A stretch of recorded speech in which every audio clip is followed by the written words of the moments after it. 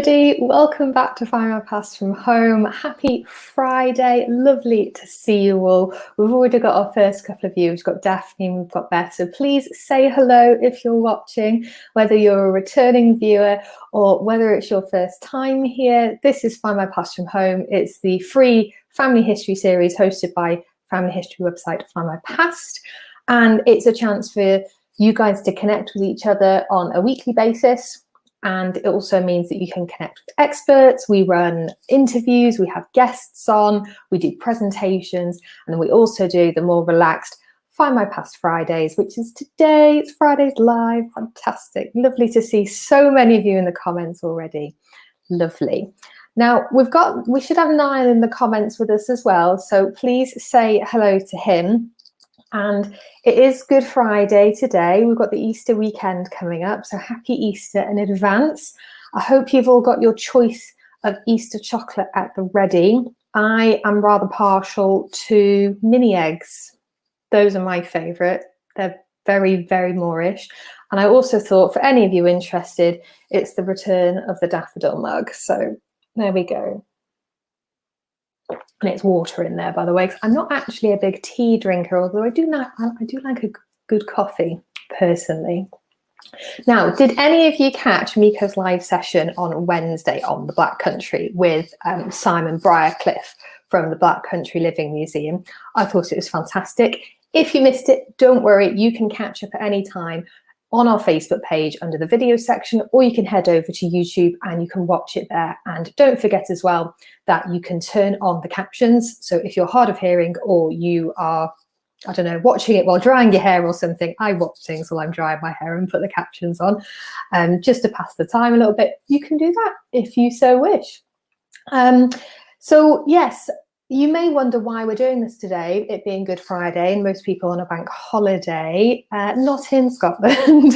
So this is why you've got me. Most of Findmypast do have the day off today, not anybody working in the Dundee office, and Niall is also around as well. So he should be in the comments for you now. So in terms of what we're going to look at today, there's a lot to cover in the hour, and it always runs away with us, doesn't it? So we're going to do new records. We're going to have a rundown of everything that's been added to Findmypast over the last week. Hopefully things that are going to be useful for your own family tree research.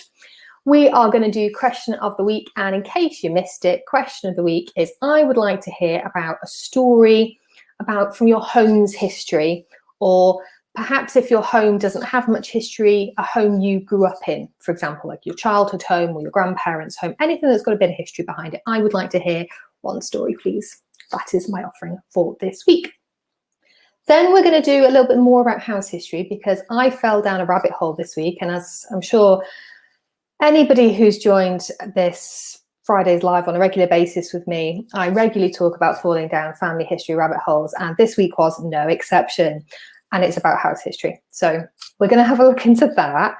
And then last time I was on, I said I was going to do a bit on some Bridgerton research I did for Findmypast, and I didn't quite have time to cover it last time, so we're going to cover it this week. So lots to look forward to. So before we get cracking, let's welcome some of you in the comments. There's lots of you here, which is lovely. Marion saying hi from a very sunny Northern Ireland. Lovely. Pleased to see it's sunny over there. We've got Diane as well. Thank you for joining. William, a really weird day in Cumbria, been sunny for most of it. Yes, I mean, it wouldn't be Fridays Live without our weekly weather report from around the world. What's quite frustrating for somebody like me in Scotland, we had a bit of a heat wave a couple of days ago in the UK, and it was all over the news how it was really warm. It's 20 degrees, but of course that was much, much further south in England, and yeah, it wasn't that warm in Scotland, but I'm not bitter. We have nice weather. It just, comes with, ninja showers and hail and all of that. We've got Ellen saying good morning. Bright and sunny, not so spring-like, 3 degrees in Roscoe, Illinois. That is cold. Oh, there's so many of you. Fantastic. I do not have time to welcome all of you individually. I'm really sorry for that. Claire saying hello from the most easterly point of the UK and Lowestoft. Happy Easter. Janet from North Wales. Amanda saying I haven't been able to make the last 3 Findmypast Fridays live. Glad I can make today. Well, we're glad you're here as well. Lovely.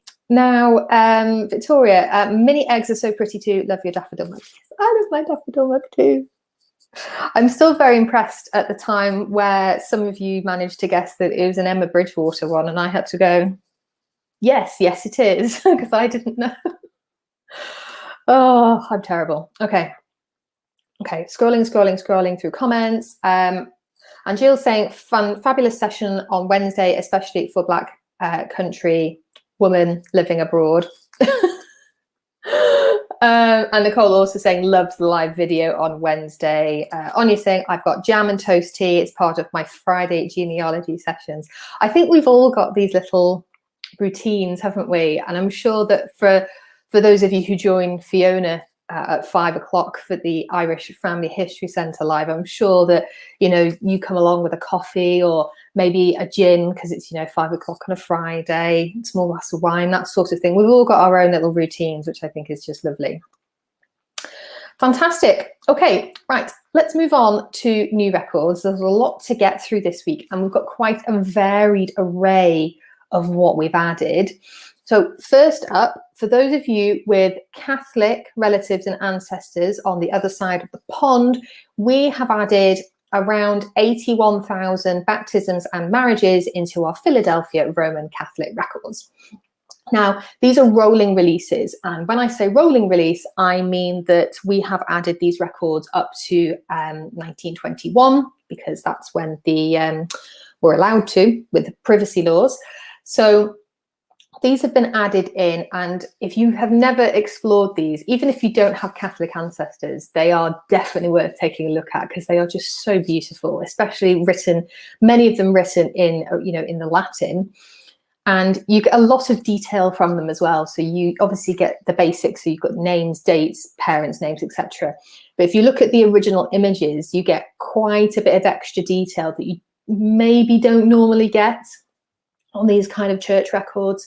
So you can get sponsors from a baptism, you can get godparents, and you can get witnesses for marriages as well, which is really, really helpful in building out that bigger picture. Very exciting. Now, because a lot of these will be in Latin, if you're not familiar with Latin, we do actually have a guide on using Latin for genealogy. Hopefully Niall can dig out the link and pop it into the comments for you. So yeah, that's Latin for you. There's only a couple of little bits that you need to know, really. Things like the Latin for father, the Latin for mother, the Latin for married, and etc., etc. Next up, we have added around 353,000 new records into our England and Wales deaths from 2007 up to 2020. So these are really, really recent records, and this record set is now well over 3 million strong. It's a really big record set. So the sources that are used are from various sources. It's not just from the GRO like the death indexes. The sources could be funeral homes, for example. And because of this reason, these records are not comprehensive. So you're not going to find every single death that took place in England and Wales between those dates in these records. However, they are pretty extensive. Normally you get the age, gender, birth year, you get the death date, the residence, their postcode, etc. And if you've joined us before, or joined me before for Fridays Live, I always like to test out record sets just to give you an example of the detail that you can find. I found 25 overthrows listed in this record set, including my own grandfather, who passed away 8 or 9 years ago now. Yeah, something like that. So these records are particularly good for tracking down more recent relatives rather than ancestors, so to speak, distant cousins and the like. But just remember that not every death is going to be in there. So just bear that in mind. in that similar vein, we've also added around 5,000 records into our Northern Ireland deaths for 1998 to 2020. Now, initially, these were in a different record set. We've actually separated these out. Excuse me, I'm just knocking over my own chair here. We've actually separated these out into their own record sets. And this collection now stands around 92,000 records. And again, these are compiled from a number of different sources, typically include names, dates, ages, residences, postcodes, etc. Again, remember that they're not comprehensive. So very similar to the England and Wales deaths. I tested these ones out, and my nana's mum's family, is that right? Nana's mum's family? Yes. Her family was from Northern Ireland. So I had a little look to see what I could find, and I found, I think her mother was a McKenna. Yeah, her father was a Walsh, and her father, was that right?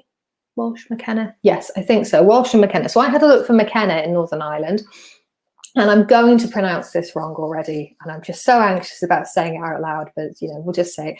Magherafelt, that's where they were from. I've pronounced that wrong. I'm sorry. I need someone to tell me how to pronounce it correctly.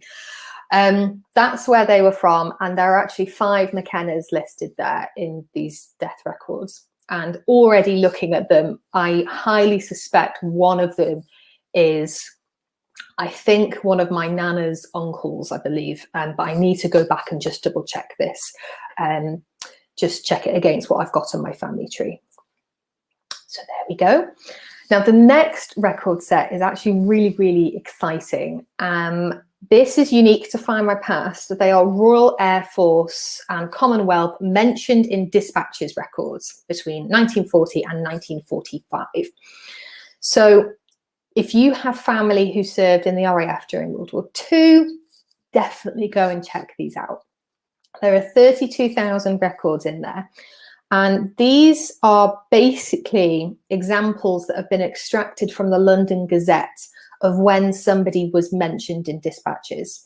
So normally including the person's name, service number, their rank, their regiment, the year of the award, and the date as well. So the award mentioned in dispatches was normally if somebody had had a promotion or was mentioned for or commended for bravery or something along those lines. It was quite an honour.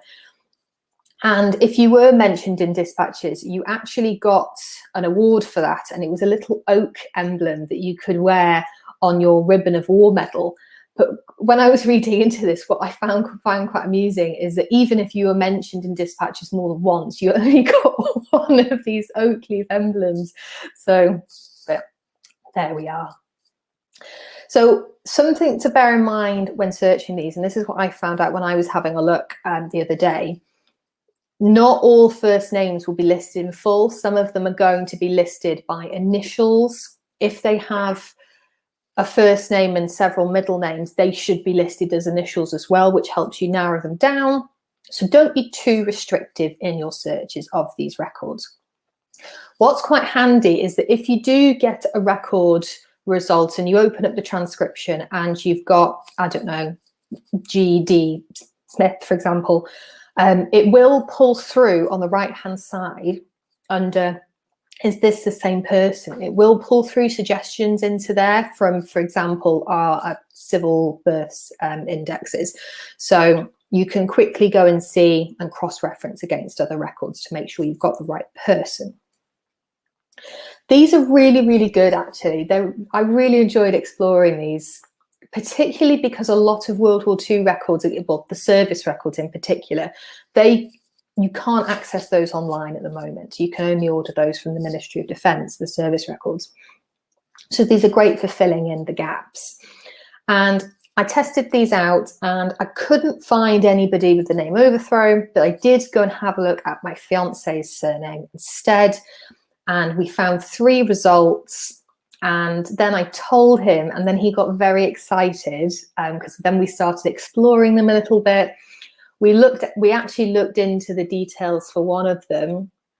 And when we first looked, I matched this person to somebody, and it turned out to be the wrong person. And then I went back to the drawing board and then matched them to the correct person. I know I had the correct person because the corroborating evidence was the service number and his rank, which is flying officer. Sadly, his story didn't end well. He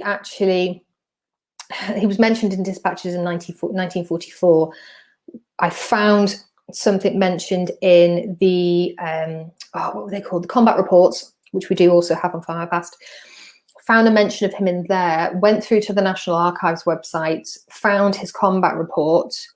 But then I ended up finding out after doing a Google search of his full name, which is, you know, if you can't find something, just go and do a Google search. You'll be surprised with what you can find. I found out through doing that sadly he had died in 1945. Haven't found out how yet.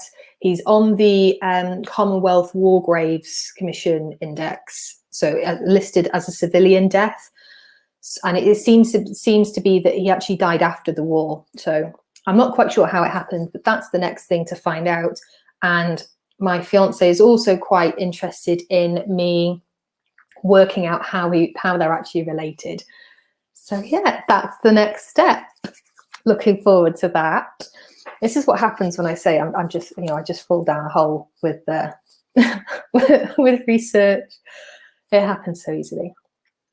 Next step for you is newspapers. So if you've never used newspapers on Findmypast before, go and have a look. Honestly, they are a gold mine.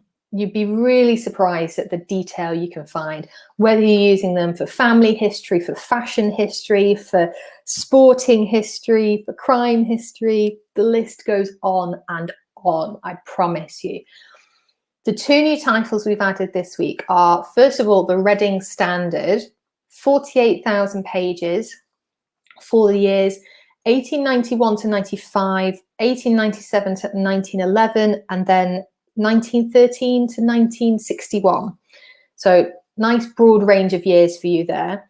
This paper started off as a conservative title, then it became politically independent, and then it became a liberal paper.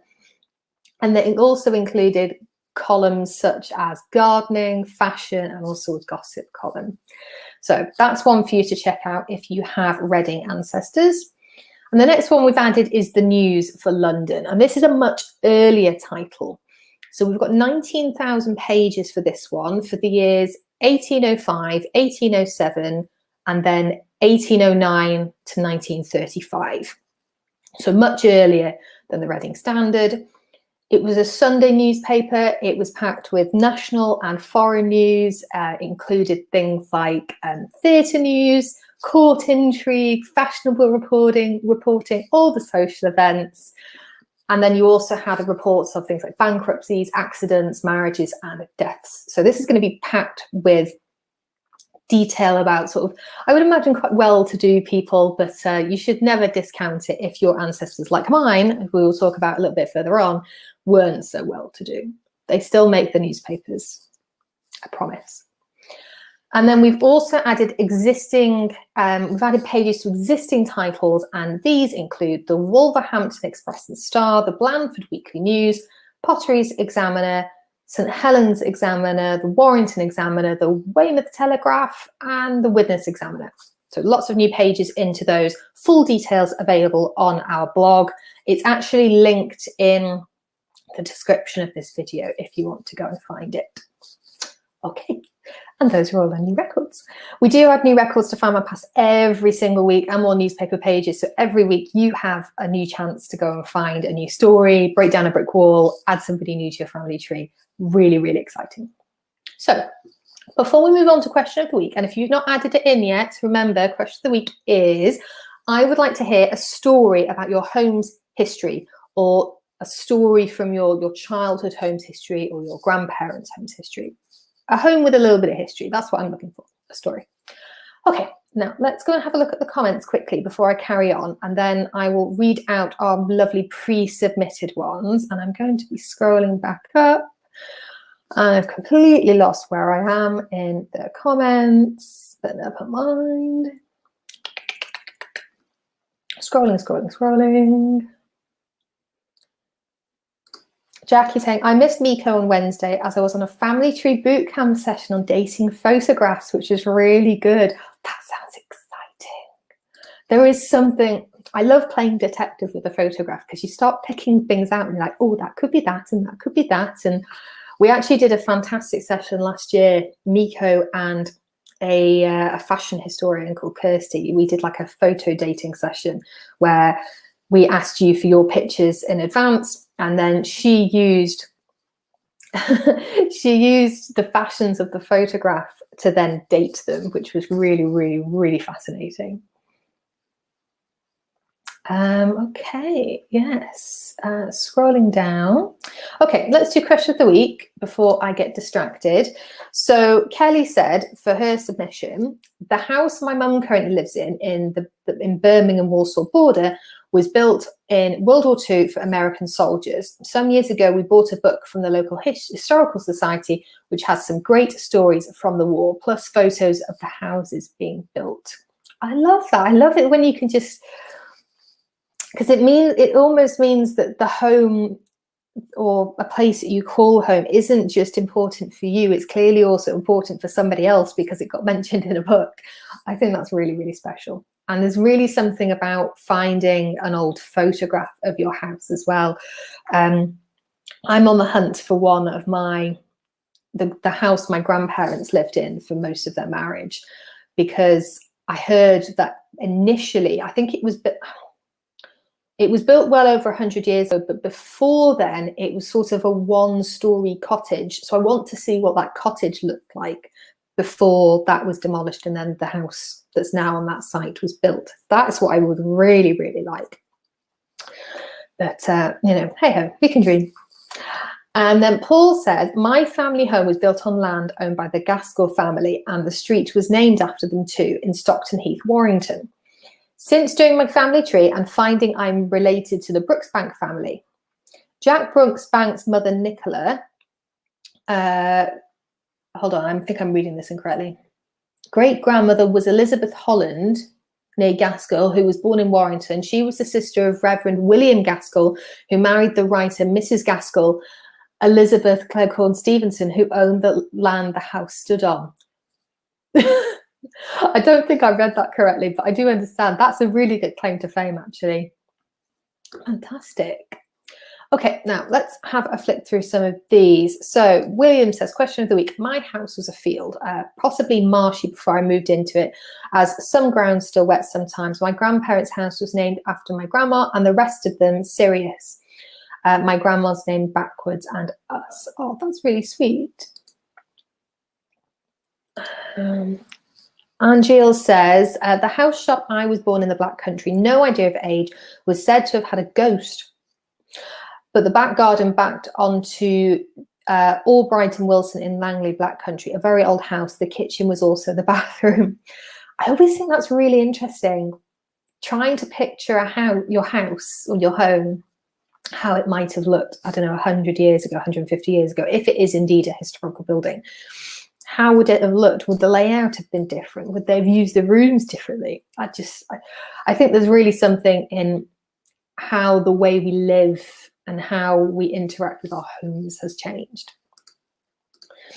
Beth says, I remember being with my grandpa and we stopped in Bull Bay, Porth, Llechog, get that right, on Anglesey. There had been a storm the night before. I think it was in 1989. The road had been undermined by some of the boats, with one having a substantial hole to it. My parents now live in Bull Bay. Okay. Margaret saying, grandparents kept a fish and chip shop. I was born in the fish bedroom. That's incredible. I can see Fee mentioning the Falklands War anniversary quite a bit. Do you know what? It's not something I had on the agenda for today, but I can see it's been marked a lot over Twitter as well. So yes, there is an important anniversary for that today. I think it's the 30th. Anywho, yes, please do chat about that in the comments, and maybe we can maybe mention it again next week, because sadly I didn't put it on the agenda for this week. Ellen saying, my grandparents' house where I spent my toddlerhood had hidden wine barrels in the basement that were installed in the 1920s to circumvent prohibition. I love that. I find the era of prohibition in the States oddly fascinating. I don't know if that's just me, but I find it really, really interesting. And I've been rewatching Downton Abbey, and the episode I watched the other day was when Robert went over to the States to help out his wife's brother, and he mentioned prohibition. And I don't know, I just think it's interesting. Amanda says, I'll just go over the top of this. My paternal grandparents and 2 uncles lived in 2 flats. The land that the flats are located on was the same land that my maternal great-grandfather was born on. That was a surprise discovery on the census. The land used to belong to the brewery and the brewery cottages. The cottages were knocked down in the 1960s and flats were built. My mum had no idea. It's amazing those little connections you find, isn't it? I think they're brilliant. Okay, scrolling. Okay, Marion says, I spent the first few months of my life living in my great-grandfather's house, which was built in 1845, a Leconfield house, Colonel George Wyndham Estate in County Clare, Ireland. I love hearing all of these stories. I live in an old West Coast style cottage in Northern Ireland, says Marion, reputedly built in the early 1700s, having great difficulty proving its age. We live about 4 miles out of Coleraine. I've pronounced that wrong, I'm sorry. I have it on the 1847 Griffiths valuation, not found anything a pronator, even with the help from the staff. Well, it's a real shame. I'm sure you've already tried all the obvious things, but newspapers, definitely have a look if you've not had a look already. And, more records are coming online all the time. So just, as I'm sure you already know this, Marion, but just keep an eye out. Anita says, both homes that we have owned had only had one previous owner. Our first home was a 1900s terrace. The person we bought it from, her father had built it. That must have been in the family for quite a while then. Our current home was built in 1949 and we bought it in 1998 from the original owner. I think that's quite sweet, actually. Okay.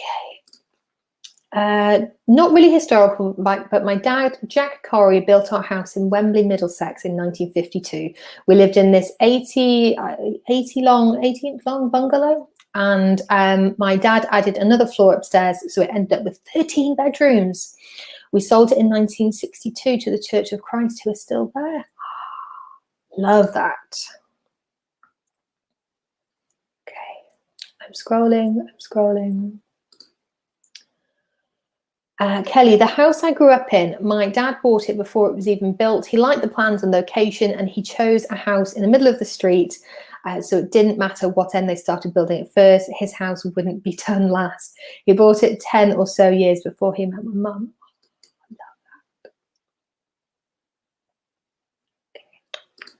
Jane says, not my home, but went to look at a bungalow built by my grandmother. Standing outside, the present owner came out and we started to talk. Told her why I was there and she invited me in for a cup of tea. Oh, so sweet.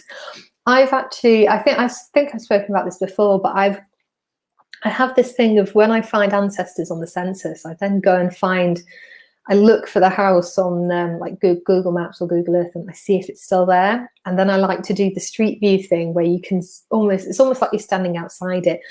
And there are a few places I wouldn't mind going to look at, but I think I do worry sometimes that the current occupants might not appreciate it. But obviously you had a really understanding one, Jane, so that's fantastic. Yes, Marion, thank you, both Marions, for the correct pronunciation. Maherafelt, you don't pronounce the G, very good. And yeah, didn't realise you had Irish ancestors. Yes, I do. A bit stuck, but I need to just dedicate a bit more time to them. Okay, right, let's move on because we're already halfway through. I can't believe this, already halfway through the hour. Okay, so the next thing I wanted to talk about, linking into question of the week, was the house history. And as I've already said, there's something really exciting about house history. We're actually going to be doing a house history month here in April, okay, on social media. So we're going to be sharing blogs, tips. We have a couple of guests coming back, which is really exciting. Yeah, and I grew up in a house that was built, I think, in 1928, and I have not yet found it on the 1939 register. It seems to me that the name of the house has changed over time, so I've not managed to locate it yet. So back in November, my fiance and I, we moved from St Andrews to Edinburgh in Scotland, and we've actually moved into a building with a little bit of history. So that was really exciting. So recently I've been digging into the history of this building, and it's really quite handy that just down the end, right at the top, there's a little plaque that says 1872 on it. So that was a really good starting point. So if you are looking into the history of an old historical house or building, definitely check to see if there's one of those there that says when it was built. So the first thing I did when I was looking into the history of this building, basically it's split into, I don't know how I can quite explain it. They're basically old flats. So in each part of the building, there's numbers 1, 2, and 3, and it's each number is split into 8 flats. So I'm in one of those, and that's split into 8 flats. So that's the bit I'm looking at. When I've been looking into the records, I haven't been able to distinguish flat from flat, but that's okay. I'm not too fussed about that. And it means I get to find out more stories anyway. So the kind of stories I found in the newspapers was just astounding. Some of them were shocking, some of them were sweet, some of them were sad. I thought it'd be really nice to share a few of them with you. So first of all, I found a man who was married with 4 daughters, and he was listed as a commercial traveller in the 1881 census when I cross-referenced. But the first time I actually found him was in the newspapers, and there were several reports, sadly, of his death in 1885. And it was actually just down the road here on the railway line. And what I found quite interesting, but also very, very sad, is that there are conflicting reports as to how he died. Some report accidental death, others report suicide. I just thought that was awful. And I wondered what happened to his wife and his daughters. And as far as I can tell, I don't know what happened to his wife. I can't find her on a later census. And some of the, I can't find most of the daughters either. But interestingly, one of the daughters is on the 1891 census, so 10 years later, still living in this building. Not with her family anymore. She's now married, so she had a completely different surname. The way I found it though was obviously I saw that her name was Elizabeth, and I saw her birth year and things like that. But the thing that got it for me was there was also a relative. It must have been an aunt of hers, also living with her husband and her children, etc. And that had her father's surname, the chap who died, committed suicide, etc. So that's how I found out that, you know, Elizabeth had been living in this building with her parents and her sisters. Her father dies, and then 10 years later, because these are just, you know, this is what's great about censuses, they're snapshots in time. Then you get things like the newspapers to fill in the detail. So in between those 10 years, Elizabeth's father died, she married, but she stayed in this building. And I just think there's something really quite sweet about that. I wonder if maybe the flat that they were living in, whether she inherited it or something like that, or maybe her husband said to her, do you want to stick around here? You like this area, you like this building? And she said, oh yes, please. You know, she maybe had lots of happy memories, maybe some sad ones too. But yeah, I just thought that was really, really quite sweet. And then the next thing I found was a chap called Robert. And this is sadly another tragic one. I don't know why I came to chat about the tragic ones first. Anyway, so Robert is in the newspapers quite a lot in 1926. And the reason for this is that there was quite a horrific motorcycle accident in which he was killed. Now, I believe that motorcycle accident actually happened in England, I think, but he was from Edinburgh, and so were his parents. And his parents are the ones who lived in this building. So this is why when I'm searching the newspapers for this address, which is a great way to pinpoint things and to draw out the details, that's how I found out about this, just searching with the address. There were also lots of birth announcements, marriage announcements, death notices, funeral notices, and things like that. What was really quite sweet is that you see a birth announcement for one family, for one child being born in the newspapers in this building, and then 20, 25 years down the line, that child, you then find the marriage announcement for them, and then you find their children's birth announcements. And then you can almost wrap it up at the end when you find the death notices. And it just really made me think that there's not just history to this building. There were people that lived here, and they had their own lives and their own struggles and their own stories. And yeah, it's quite sweet, actually. It's very, very poignant as well. And I do like to think that there was a real community living here too, because what I've noticed in the census is there are some people who do come and go, but then you've also got people who stick around, and they're here, they're on the census, 2 or 3 different censuses. So yeah. Then we've got an older widow who I thought that this lady's story must be fascinating, and I really, really want to look into it, because she's listed as living here in 1881 just with her housekeeper, and she's a widow, and I think she's in her 80s. But what really drew me to her census return is that she's listed as being born in the East Indies, and I really want to trace her story. I think that must just be fascinating. Then we've got a younger widow called Georgina, and she is listed, I think, on the 1881 census as a billiards club owner. And she had 2 sons who lived with her at the time. One of them was a photographer, and one of them managed the club for her.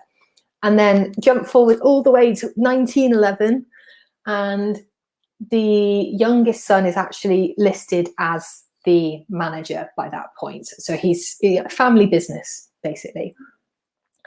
And this is just the sort of stories that I got from looking at these 2 record types, censuses and newspapers, using them together to create and bring their stories back to life. These were everyday people, everyday folk. They had occupations like fancy goods assistant and milliner. Some of them worked in billiards rooms, and they had how can I describe it? So a lot of them worked for brewers and just things like that, everyday people. And yeah, I just really enjoyed it. I really enjoyed my trip into the records doing this, actually.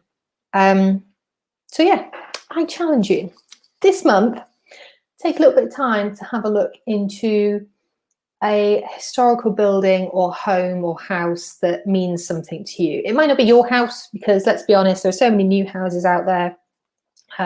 You might not have the records for them, but maybe there's an aunt and uncle, maybe it's your parent, maybe it's a friend, maybe it's just a house that interests you. Maybe it's the local pub, for example. That's got to have a history as well. So if it's not for you, you can do a good deed, and you can also brush up on your research skills at the same time. And we would love to hear them as well. So if you do have anything you want to share, please tell us, share it on social media, or you can email it to us at discoveries@findmypast.com, because we always love hearing your stories. They're fantastic.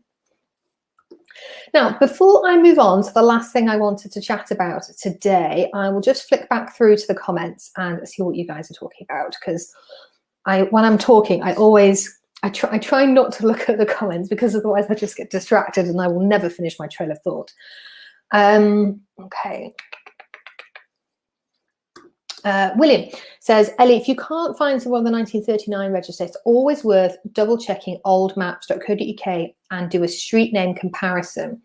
As some road names are changed, as I discovered when looking for a house, I only realised when I read it in a PDF saying the road was renamed. Yeah, I think that my childhood home, the initial one we lived in was a new build, but the one we lived in from when I was about 8 up until when I left home was built in around 1928.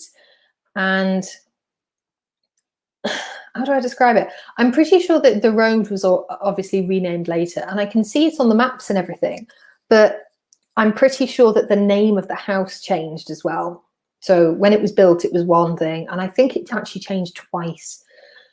I just need to dig into it a little bit more. Sue saying hi, better late than never. Sue, lovely to see you. Yes, Elaine saying this is a problem in Edinburgh. Tenement flats weren't numbered until fairly recently. So on the census, you can't tell which specific flat within the tenement one ancestors lived in.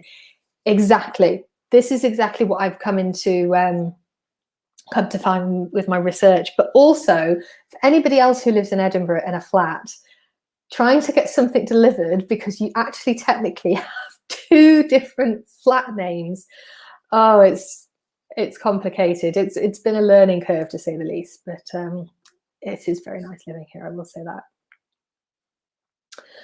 Lloyd's saying, my 4th great grandfather lived in what is now the Dominion Theatre in London for about 10 years, which also housed London's greatest baker, something I picked up in Edmund Yates. His father, Edmund Byng, was a close friend. That's cool, living in somewhere that used to be a theatre. Oh no, I'm on a repeat apparently. Is that still happening? Is that still happening for anybody? Am I still on repeat? If I did a silly little dance right now, it would just be me doing this over and over again. I'm going to stop doing that right now. Anywho, so the next thing I wanted to talk about before I let you all go to enjoy your Easter weekend is a little bit of research I did for Findmypast quite recently, and it's in the form of a blog post. Kelly's saying it's all fixed. Lovely. Okay, I'm not on repeat anymore. Very good. I don't know what happened there. So the research I did was around the Netflix series Bridgerton. Have any of you watched it? Have any of you read the books? I watched it and really enjoyed it. I actually bought I should have got the books down actually. I've got all 8 of the books, right? In the Bridgerton series. I picked up a Julia Quinn, who's the author. I picked up one of her books before lockdown, and it was at a secondhand bookstore. And I read it, I think, in a day, and I really, really enjoyed it. It was just so easy to read, and I didn't have to think too much, which was great. And then I immediately went to see if she had written any of the books, and she had. And then I found out about the Bridgerton books. So I ordered all of them on a secondhand book website, and I got them delivered one by one during lockdown, and I read them all one by one during lockdown. And they were a real sort of lifeline for me during the early days of the lockdown, because I'm sure, you know, like many of you, it was quite hard, and having a world and, you know, a couple of books to fall into was very, very welcome. And it got me to thinking, were the Bridgertons a real family? Anything that I read that's even remotely historical, or, you know, like it's something like, whether it's a period drama or something like that, even if I'm watching a film that's, I don't know, even slightly historical, I immediately want to go and know how much of it is actually based on real life. I don't know whether that's just me, but I think it's just I just really like doing it. And I was looking up to see whether the Bridgertons were real or not, and obviously they're not a real family. Then I started to wonder, are they based on a real family? Because, as I'm sure we all know, the London season was a thing, and there were obviously very many well-to-do families who, you know, their marriages were listed in the newspapers like football scores, and they were, you know, presented to the Queen and things like that. And I do wonder, like, I went and had a look, and I was looking into the families who were around at this time, the sort of well-to-do viscounts and barons and earls and all of this. And one family name caught my eye, and this family name, they're the Bridgemans. It's not too far removed from Bridgerton. So then immediately my interest was piqued. I had to go and research a little bit more. Because my ancestors weren't lords or ladies or anything like that, you know, I don't have any earls or viscounts or anything. It was a real pleasure actually to research the family tree of a family like this, because there are so many mentions and records like the newspapers. It was just really, really nice, and it was just a way to brush up on my research skills in essence. So yeah, these Bridgemans appeared in the newspapers a lot, and you know, you've got them being presented at court, you've got them at social events, you've got them getting married and things like that. I did find a little bit of hint of scandal too, but in any case, the patriarch of the family around the time of the Bridgertons was Orlando Bridgeman. He was born, I think, in 1765, and he married in, am I remembering this correctly? No, his parents married in 1755. Yes, that's right. And their marriage is recorded in the newspapers, and his mother, Elizabeth, she was listed as, and I quote from the newspapers themselves, a beautiful and accomplished young lady with a very great fortune. It's like something out of Pride and Prejudice, isn't it? But I suppose that's the point. And in Bridgerton, the series, and in the books, we see Daphne, the focus character of the first books, we see her being presented at court to Queen Charlotte. And this was actually a thing I found when I was doing my research. There was Queen Charlotte's birthday ball that was held every year. And that's when all of these young ladies coming out into society, that's when they would have their debut, basically. And that tradition continued for many, many years, you know, into the reign of Queen Victoria and beyond. So I found that Orlando, this patriarch around the time of the Bridgerton story, he made his own match in, I think, 1788. Actually, when he was born, he was the third son of Henry Bridgeman, so he wasn't actually due to inherit. But by the time of his father's death, I think his two elder brothers had passed away. So that meant that Orlando became Baron Bridgerton, and later he became Baron Bradford. And then after that, he became Earl Bradford, the Earl of Bradford. Now, one of Orlando's sons, so Orlando and Lucy, I think, had 6 children. I think that's right. Anyway, one of his sons, Captain Orlando Henry Bridgeman, he fought at the Battle of Waterloo in 1815. But the previous year, I found in 1814, he was reported in the society newspapers of coming back from a tour and staying with a lady called Lady Sutton. That's all it says, that he has gone to stay with Lady Sutton. And I'm like, who is Lady Sutton? And I just wonder if there was something a little bit scandalous there. But I would need to do further research to actually prove that. And he actually got married himself a few years later anyway. Then you've got George Bridgeman, who's the eldest child of Orlando and Lucy. So he married Georgina. They had 7 children. One of them she died aged 18, a daughter. And then 2 of their other children, 2 other sisters, they were very, very close in age, presented at court at the same time. I can tell from the newspapers they wore, you know, matching dresses, matching colours and clothes, etc. They do seem to be very close. Neither of them ever married, but sadly their story doesn't end happily. One of them was injured in a fire in 1855. Basically what happened was, I think it was Charlotte's dress who caught fire, and then the other sister, I can't remember her name now, the other sister was trying to put the fire out, and they both got really, really, really badly injured from the burns, and they both died within a week of each other. Very, very sad. So yeah.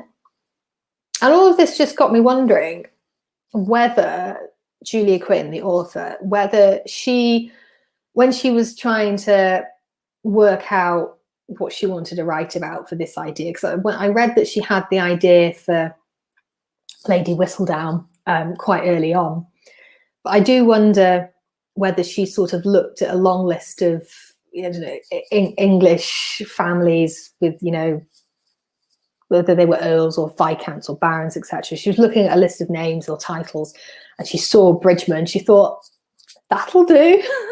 Let's have the Bridgerton showing. Who knows? I don't know. I might be speculating wildly, but yeah. So yes, that was my trip into into the real life Bridgertons. Who knows? And if anybody's in contact with Julia Quinn and would like to ask her for me, I would love to know if she did know that the Bridgertons existed. Very good. Okay, what have we got here? I'm just going back to the comments saying, Rose is saying, very late today. Hope everyone has a good Easter. You too, Rosie. Linda saying, I hope the gremlins brought us all eggs. Roxanne, I regularly pause historical shows to Google. Yes, this is what I'm doing. Like, if I'm watching a film, I sort of grab my phone and then suddenly I find myself scrolling through, reading about the real historical events, and it's a terrible habit, and then I lose track of the film. Karen saying, loved Bridgerton, not read the books. Oh, the books are lovely. The books are really good. Anywho, that's sort of the end of what I wanted to chat about today, actually. And I don't want to keep you too long because, you know, it is Easter, it's Good Friday, and it's time for us all to put our feet up, eat lots of Easter chocolate, and relax. But before I go, I just wanted to give you a little heads up about what's happening next week. So on Wednesday, Mary McKee is going to be back chatting more about newspapers, basically, because we love newspapers, and what you can find beyond the family announcements, because family announcements are kind of sort of the bread and butter of using newspapers for family history. So she's going to be drawing on the other things that you could be exploring. So make sure you tune in for that, 4 o'clock on Wednesday. You can always watch it on catch up if you can't watch it live. Then on Friday, I think it's Alex who's going to be back for Friday's live. Let me just check. Let's have a look. Yes, it will be Alex. This is what happens when we rotate between 4 of us. I always lose track of who's actually due on the live schedule. And then I thought I'd tease a little bit about what we've what we've got coming up over April. So we've got a returning guest chatting to me about how to use the 1939 Register for House History. Very exciting. And another returning guest, a fashion historian, coming to chat to me about their current research, basically. And they're using some family history records for their fashion history research. So it's just another great example of how family history records can be used in a variety of ways, not just for a family tree, but also for other aspects of history. So yes, there we go. I think that brings us nicely to an end today. Oh, very, very lastly as well, the other thing we've got lined up for April is we have something special lined up for Anzac Day at the end of the month. So make sure you tune in for all of that. Details, as always, will be published here on our Facebook page. And also you will get the details in our weekly community newsletter, which comes out on a Tuesday if you are opted into those. Lovely. I will leave it there for today then. Let's just say bye to people in the comments. Thank you, Heather. Thank you, Daphne, Amanda, Roxanne, Victoria, Kevin, Lynn, Beth, Marion, Anya, Jane, Michelle, lovely, and Karen's up. Fantastic. Have a lovely Easter, everybody. And remember what I said, take some time for yourself and relax and eat that Easter chocolate. I'm not an enabler, but you deserve to treat yourselves. Take care, everybody, and I will